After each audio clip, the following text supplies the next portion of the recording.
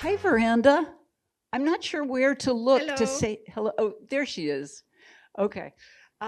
So behind us are Charles Light, who is the director and editor, who is also a partner with Dan Keller, who is producer, a co-producer in their film company called Green Mountain Post Films.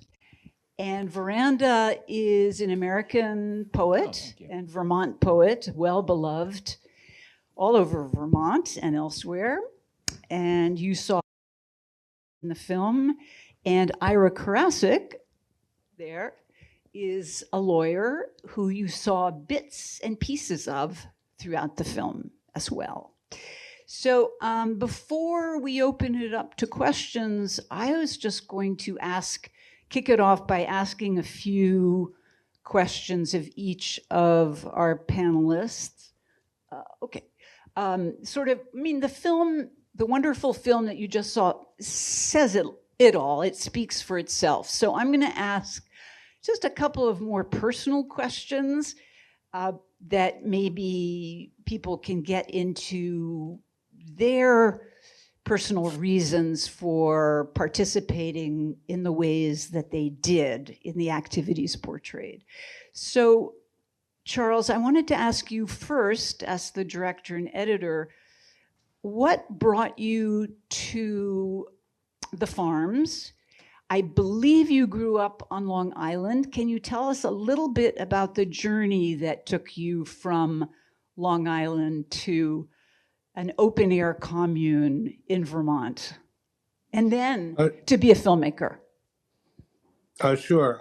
Well, I came up to Vermont in what, 68, and I, along with a bunch of other people, rented a house about a few miles from where a Pack of Corners is. And that spring, we moved on to the land that one of the people there had bought, called the Johnson pasture. And I lived there for about a year and a half, 2 years. There was a fire there where 4 people died. And Veranda thought it was a good idea for myself and the woman I was with, Nina, who's in the film there, to move to Montague. And so we moved there along with a few other people from the Johnson pasture. So that's how I got there. And within a few years, around the time, a little before the whole nuclear thing started, I teamed up with Dan because I knew Dan had experience working with film as an independent study at Amherst and had a Bolex and some equipment. And we got the idea that we would make films together. So. But why? Why, Charles? Why did you leave the city? What led you to leaving the urban or suburban life to become a communard? Well, I was sick of the suburban life, had been for a long time. But the real reason I left is I was on probation for selling pot, and I had to go to a college. So I signed up to this fake college sort of in Brattleboro called Mark Hopkins, and didn't last long there, but then began this sort of a counterculture journey. Okay, thank you. And Dan, what about you? So you grew up in the town where Peyton Place, I think, was filmed, or near there. So what brought you from a Ivy League, I mean, you went to Amherst College, New Hampshire to Amherst, to becoming a communard yourself and a filmmaker? I'm curious about also what it must have been like to be someone who is documenting the life that you were also living. But take us through that journey a tiny bit. Well, you've got a lot of questions there, Nora. Sorry. Rolled into one. But let me start with when I met Marshall Bloom, which was when I was at the first day I got to Amherst College as a freshman. I walked into my dorm suite, and who was there but my new dorm advisors, who were seniors at Amherst, and one of them was Marshall Bloom. And instantly on meeting him, when he came to meet me and my father, who brought me to school, I instantly recognized the look in his eye that was mysterious and challenging and what's the word? Mischievous. And I looked at my father, and I could clearly see that my father didn't recognize what was going on, that he didn't see the look, but I definitely saw it, and that's the beginning of the story right there. I met Marshall then, and then as I progressed through Amherst, Marshall returned, having been to Washington and New York. A few years later, he returned right up in Montague, at Montague Farm. There I was still at Amherst, and what would I naturally do but go to the farm and visit and stay there and get into the farming thing there. I had done some farming up in New Hampshire as a teenager, worked on a farm, so I had some farming skills, and I loved doing it. And that's the beginning of that story. And the shooting, the filming? I'd always been into photography as a little kid. I had my own little darkroom at home and developed my own pictures. And it wasn't long after that that I realized that motion pictures were even more exciting. And so I laid hold of a Bolex somewhere. And soon after that, I was working at a film lab developing film because that seemed to be a good way to get into the business. And they had a job filming all the football games of Dartmouth College. So I became the official Dartmouth College cinematographer. And I filmed every Dartmouth College game for years and years with 2 cameras, one color and one black and white, and got into the business of documenting football. Was it strange documenting the commune and living the commune? No. I'd like to say, It seemed like the natural thing to do. There was a lot of visual stuff happening at the commune. And, well, you saw a lot of the film that I shot during the first days of the commune, in, far out. A lot of that is from 16 millimeter Bolex.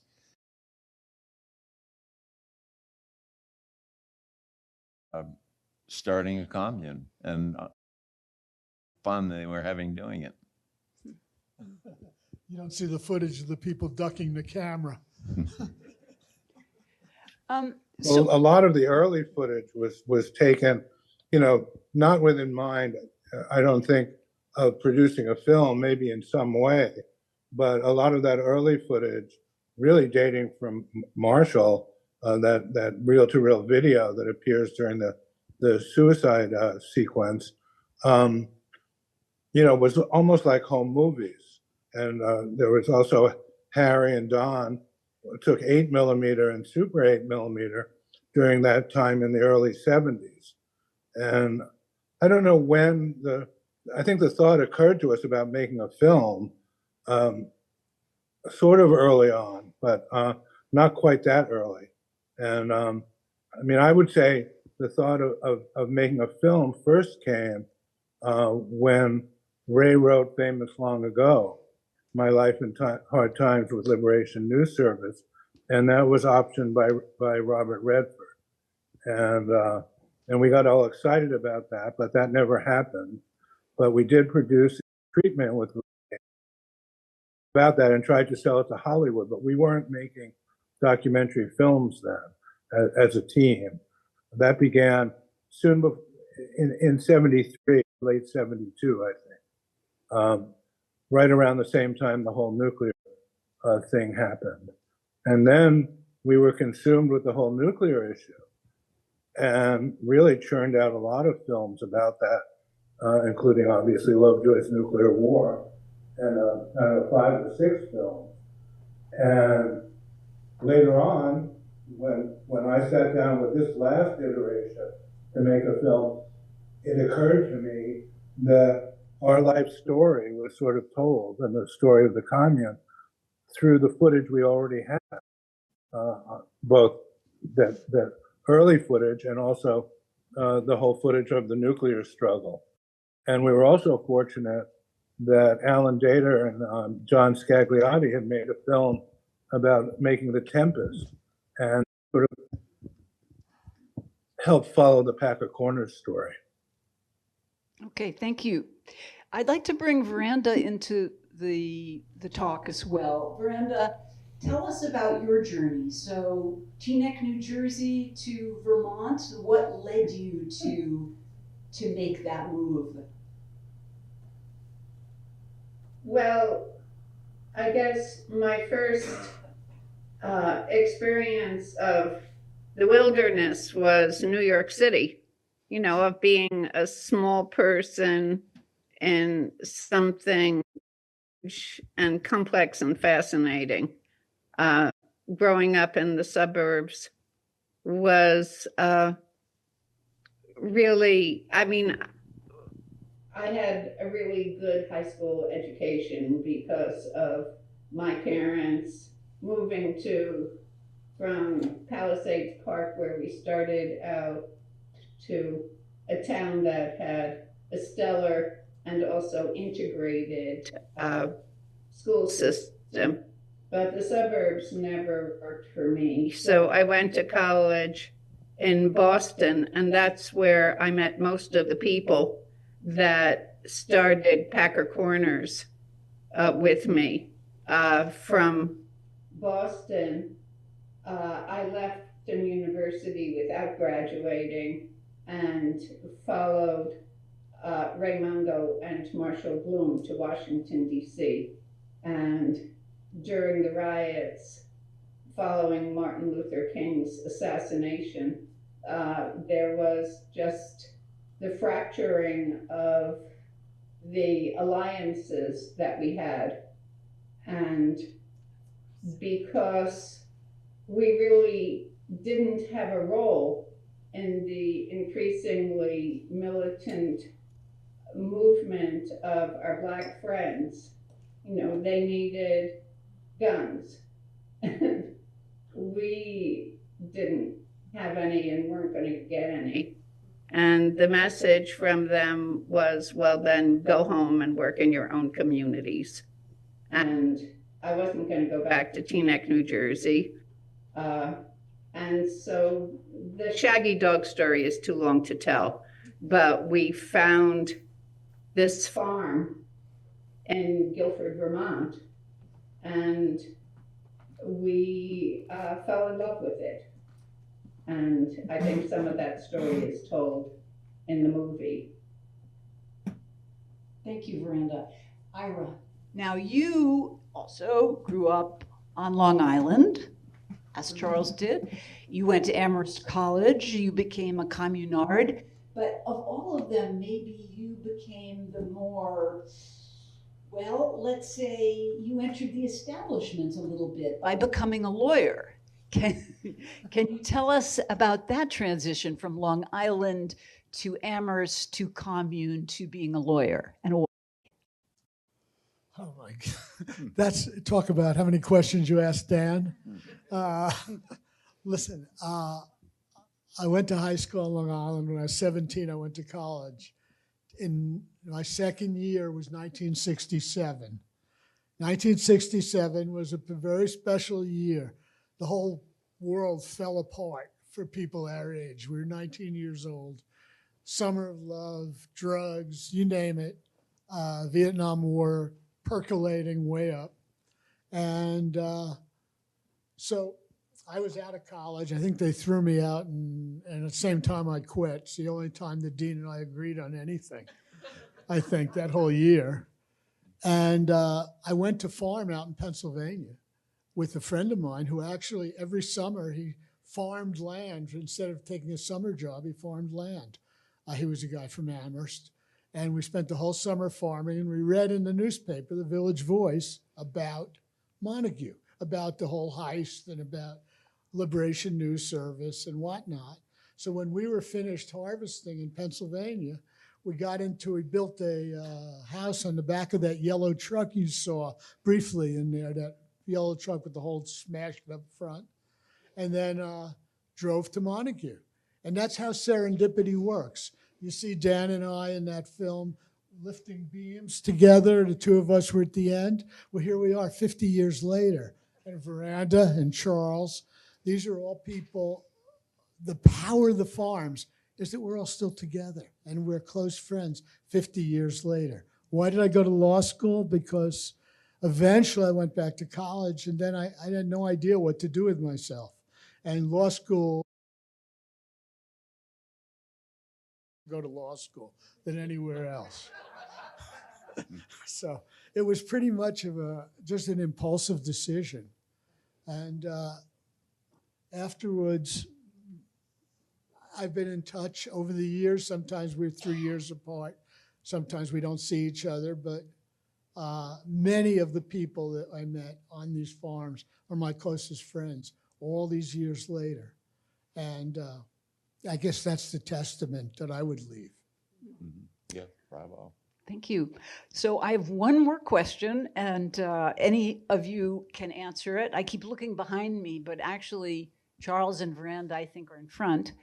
I wanted to ask you, given the very, to us at least, it seems unusual moment in history that we are in right now, and thinking about the goals, not necessarily always stated, but just to change one's life, to try to change the world around you, and to influence others. Maybe you didn't have those goals, but what do you have a sense of weariness now, looking at what's happening now, that everything you did was for naught? I'm just curious about that, if anyone wants to tackle that one. Veranda? Well, I don't feel that everything we tried was for naught. You know, the last frame in the movie is a photograph of a painting of me and the poem that I wrote, God help us refugees in winter dress, skating home on thin ice from the apocalypse, which seems exceedingly contemporary. You know, the joke in my neighborhood is that nobody really wanted us to be here when we first came. And the joke is from pariah to pillar in 50 years, because I'm now chair of the Guilford Select Board. And I feel as if the struggle that I have writ small here in this town with local fascists, and I say that advisedly, people who are very Project 2025 oriented, whose aim is disruption.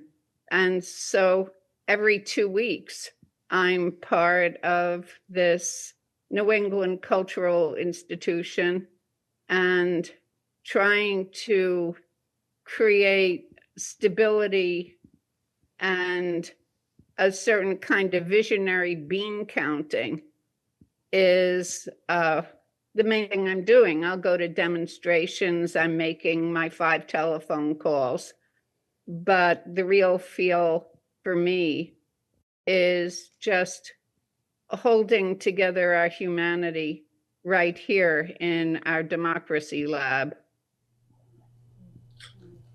I think the reaction we've gotten from the audience has been really hopeful. I think the film sends out a message that's hopeful. One review called it joyous. And even after the election, or more so after the election, people are coming and leaving with a sense that, you know, things can be done, things will change, persevere. I think that's really the message that a lot of the audiences we've sat with over the last few months have imparted to us. And I think that's the intention of the film as well. Dan, what about you? Yeah, I think that's all right. I think that cultivate your own garden is the sort of expression of trying to find something in your own life, maybe on a smaller scale, that will react in its own way to all the bigger things that are going on. I was on the Wendell Select Board for 17 years, I think, or something like that. Chair. And chair for a lot of that time. And the Wendell is a very small town with about 900 people in it. And so that's extremely small scale, but it gives a real good sense of community and of working together on a small scale to achieve things. So we achieved a lot in years. We built a new library, we built a new town office building, and those kinds of things make a big difference and fun to do. Ira? Well, these are dark times, but the life that you depicted in this film inspired us to be able to deal with it. I mean, deal with these times, deal with this downward cycle, which we've seen. And I think that that's, it built, at least it helped me and people I know, build up the strength to be able to, fight against the kinds of tyranny we're seeing spreading right now. So that's where I think this life has been, the life that was depicted here, has been of real value. Thank you. Audience, does anyone have any questions or comments or feedback? Dan, you mentioned you were in Wendell. Where's that? It's in Western Mass near Greenfield. Okay, It's Franklin County. Wendell, that's what I asked about. Thank you. Sure.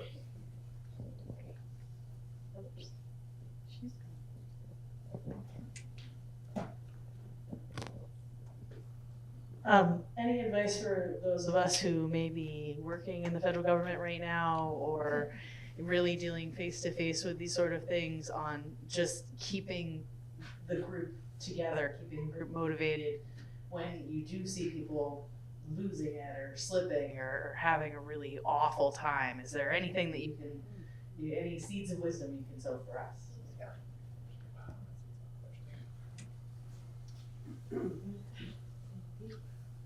That's a tough question. I just have to go back to what to do small scale. It doesn't matter how small, but you probably have counterparts in a federal agency that are much like you, and that you could share something with. I think that, a lot of us who've been committed, I've done a lot of constitutional law work over the years, and those committed to the Constitution are just essentially freaking out to watch the Constitution being turned into toilet paper. And, it's a spur to fight, but I think that the only comfort is not to let go of your ideals. I mean, and also to talk to everybody you can talk to. A lot of people are, even if they're not in line or aligned with what you see happening, they're still saying, it's not that bad, let it go. You have to talk to those people and have to show them that it is that really bad. I think that's something you can do. I think And like, I don't, go ahead. well, I was just going to say, I think like Joe Hill said, don't mourn, organize. I mean, I think you need to talk among the people like you who were or are in the federal government and working in the belly of the beast, so to speak, and try to resist as much as you can. And I think the first and best pathway at this moment is through the legal means, through suits and trying to challenge all these unconstitutional things that are happening. I don't know what happens if the courts rule the right way against Trump and he doesn't obey them. What happens then? As Stalin said, the Pope, how many divisions does he have? But I don't know where we're at when we reach that point, but it certainly looks like we're headed that way. Just quickly say, nobody knows who we're at. Excuse me, Veranda wanted to say something. Veranda? I just wanted, I some of my friends, my younger friends who are with me this weekend, are facing that same uprooting of their federal jobs as fairly new. And I think that it's hugely terrible, and that with one another, and the fact that we were economically with each other was so exceedingly helpful. But I think that for those of you who are facing employment, to gather together in some way in solidarity and also for solace with others. I mean, the ways that people have to find each other and communicate with each other are so much more nimble than what we had then. I mean, there's the horror of the internet and the dismantling that was just impossible to imagine back then. But human relations, each of you can offer each other something and come up with ideas that will strengthen each of you and all of you who you work with together. Thank you. Yes, I'm glad that Miranda brought up the internet. So this film festival, which is great, happening here, put on by Junction Arts Media. So my question is a media question, and this certainly is a film, I think, that brings people together. We know that media is splintered. There's huge conglomerates around. Local media, weekly newspapers are on the run, etc. Is there a chance that people can come together on a major issue like multiple violations of the Constitution or unfair wars that were happening back in the 60s, with this splintering of the media and people going every which way? Where do you see the media's role in going forward with some of the work that a lot of you were doing in the late 60s and early 70s? Well, it's much harder, you're correct, to break through with this balkanization. But on the other hand, we weren't operating out of any of the major media centers either. It was, back in the 60s and 70s and 80s, you had, the networks assumed the role of the internet. And there's no overarching thing. I mean, the internet is overarching, but it's very broken into little pieces and interest groups. And in a way, I mean, you first started thinking of the internet as some way that would give voice to individuals and people. And I don't think anyone realized the possibilities for disinformation and the way you could target messages to smaller segmented groups. I mean, people realize that and have been doing that and have been creating this environment of chaos where you don't know what to believe because there's so much out there. And I think that you can see that in the first whatever days of the Trump administration. So, filling the void, filling every space, flooding the zone, and just creating chaos. So nobody knows which way is up. And how can you countermand that? I guess you can try and do it in smaller groups and trying to get whatever hold you can onto the communication system. The bigger tool you can get, the better. Well, I'm not sure anybody's figured out the answer to your question right now, because I think Chuck was absolutely right.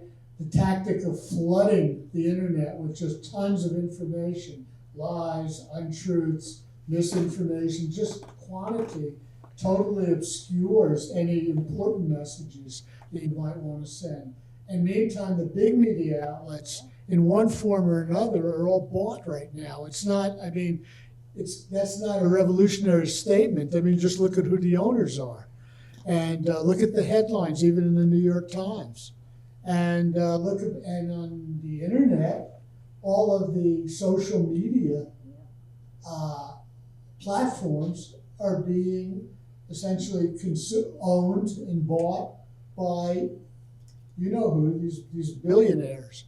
So I think what we're seeing is a very concerted strategy. It's not, I mean, chaos is not random or serendipity. I mean, we're seeing a concerted strategy.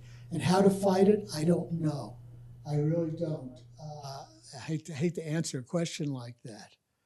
But putting your mind to try to figure it out and how to get messages across and build coalitions of people who have accurate information and who understand what's going wrong. That's what we need to do. I just wanted to say one thing, that if you look at a film like Free Farm that you saw before this one, that was a collective of they would do would be to shoot and films about things that were not being reported by the mainstream media. In a way, it wasn't that different. I mean, they felt the same sense of urgency that we feel today, even though we feel like it's unprecedented. But they felt the same thing with the Vietnam War, and so they were going around making films and then taking those films around in a truck, and they would set up a screen in a city neighborhood, and they would project films on the back of a building, the films that they were making. So maybe that's what has to happen, that it has to become decentralized again, that people have to go out and start making independent media and showing it, getting it seen around the country. Yeah. Well, there are lots of, Substack organizing. There are lots of groups now that are organizing, and they're not hard to find. There are sources of, depending on your perspective, reliable information that are quite analogous in their way to Liberation News Service. And it doesn't take more than a few searches to land on people and spreading what, from my perspective, seems like accurate resistance information. And also, there are demonstrations springing up in every town and city. Feel as if, we just need to keep on looking to each other. I mean, certainly the American Civil Liberties Union is at the head of the charge, and all of their local groups. I mean, our Vermont Attorney General has joined the Attorneys General of all these different states and forging resistance, and we can align ourselves with them. And just, I mean, it's unprecedented as far as I'm concerned, just to see this kind of unraveling. And obviously every knows that the aim is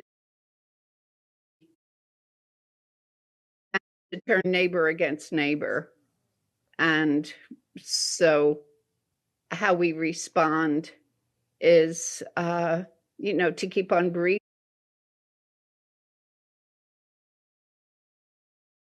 and share. And I think in the Vermont and Western Mass and California and other places, power. We, in a way, although we didn't win the majority vote, are the majority reflect the majority opinion in the country, and we too often forget that. And I think where we can show that power and show resistance is in our local areas, in our local states. That could be our redoubt. So, speaking of resistance and things that are unprecedented, something that really struck me about the film was seeing acts of direct action work, and also seeing the people who were taking those actions get off relatively scot-free. And I guess something that feels really different from those times to now is it feels like the charges and the consequences for their power a lot more. Like, there are people who are facing like life in jail for criminal trespassing charges. So I guess I was wondering, I mean, if there's a historical precedent for the consequences of these, of like direct action being what they are today, and if there's, I guess, do you have any advice on how to do illegal things and not get in trouble? I just want to say quickly, I mean, Sam was lucky, and he could just as easily have been sitting 5 years in jail. I do think it was sort of a perfect storm of events that saved him. But at the same time, all across the country, people were sitting on 20-year sentences for marijuana possession and all kinds of other various charges. So it wasn't exactly a freebie back then. And To say nothing of the civil rights movement. Well, so any advice? Well, I think one of the Think things small. Do something on your own local level, and talk to your neighbor. Just think very small, and let it spread out from there. I know a lot of people went to jail because they resisted the draft, and they didn't go to Canada. They sat and were taken away and went to jail. You have to be willing, and I can't say that to everyone, is to stick by the courage of your convictions. I hate to say it, I don't want to see anybody arrested, but if you do something on a small scale and you're nonviolent about it, and you're polite to the people that come to arrest you, you can probably get off with a very light sentence, if not at all, if it's done in the right way. I think one of the things we learned at Seabrook was to maintain contact with the police. I mean, we had a really good foil in the governor and the electric company, but we always held communications open with the state police and the police force, the local police, and maintained good relations with them and told them exactly what was going to happen, so there were no surprises. And I think that served us well. Yeah, you can defuse a lot of the energy that's in the police department by just acting like a human being. Yeah. I wonder if there are insurgent coders who are already at work trying to figure out how to counteract the musketeers who are pulling apart our infrastructure. This is something I know nothing about, but there are a lot of very savvy people who must know how to be saboteurs. I can't advise people in that area. I just imagine that they're out there, and that might be a sphere in which people can reduce harm. Any other questions? Yes. Comment. Hi, my name's Dave Briggs. I am college class of '68. I went to Norwich University, so that put me in the mainstream. But something brought me back to Vermont. based on a farm experience I had when my dad exiled me to a farm in Quechee. 10 years later, I was an engineer for what's become Quechee Lakes and dealt with all of this. And then the tumbled down the years, I became an innkeeper, and I hosted elder hostel road scholar groups for 30 years. And I used the story of Vermont and my own experience to demonstrate to them why I was doing what I was doing. And I said, when it came to the hippie contribution, I said, as a heartfelt Vermonter, the hippies preserved our music, our reverence for the land, the importance of whole foods, and engagement in the community. And although I came at it from a conventional establishment side, a lot of my contemporaries were in communes, and I visited and had many memorable occasions. So I salute you.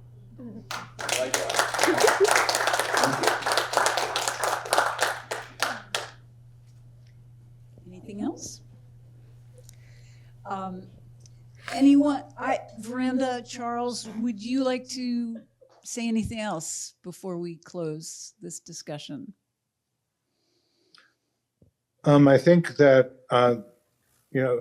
this film, which went through a lot of iterations and tries over a long period of time, decades, this iteration really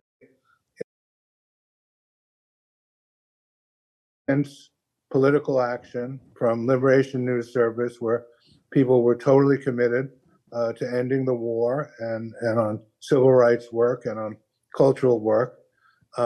And then back to the country and back to sort of turning our backs on politics to a certain extent, and getting into the back to the land movement and subsistence farming, and then coming back into the political world again and living in society, even from this communal experience. So I think it's sort of, politics and away from politics and back to politics.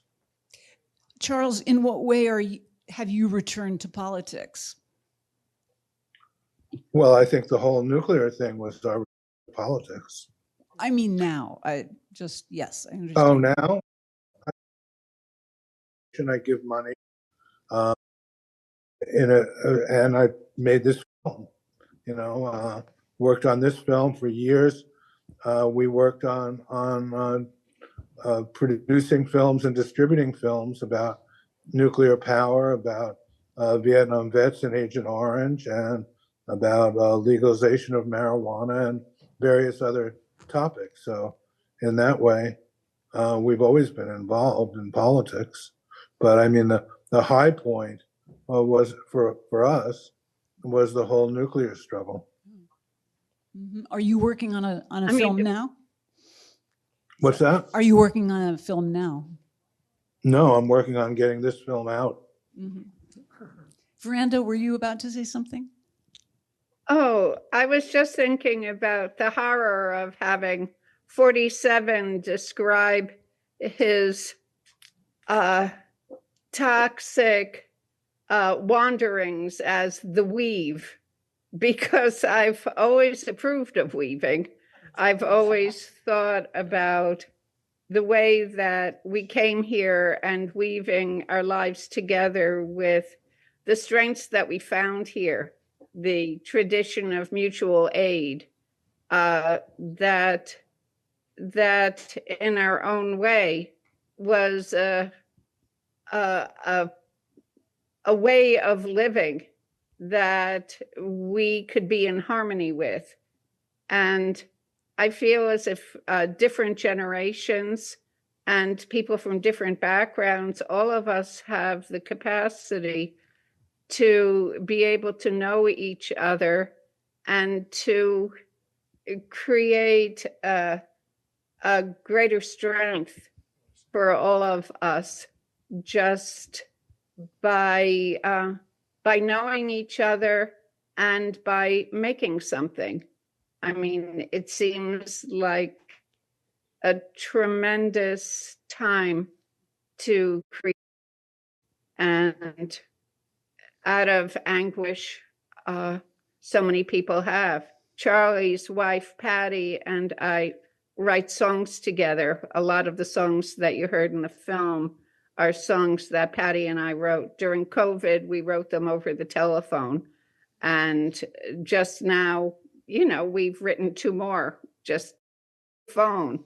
And I feel as if, you know, once again, love will find a way, and that we need to embrace that. Next. Yeah, well, thank you everyone so much. Thank you, Charles. Thank you, Veranda. Ira. Thank you to the audience.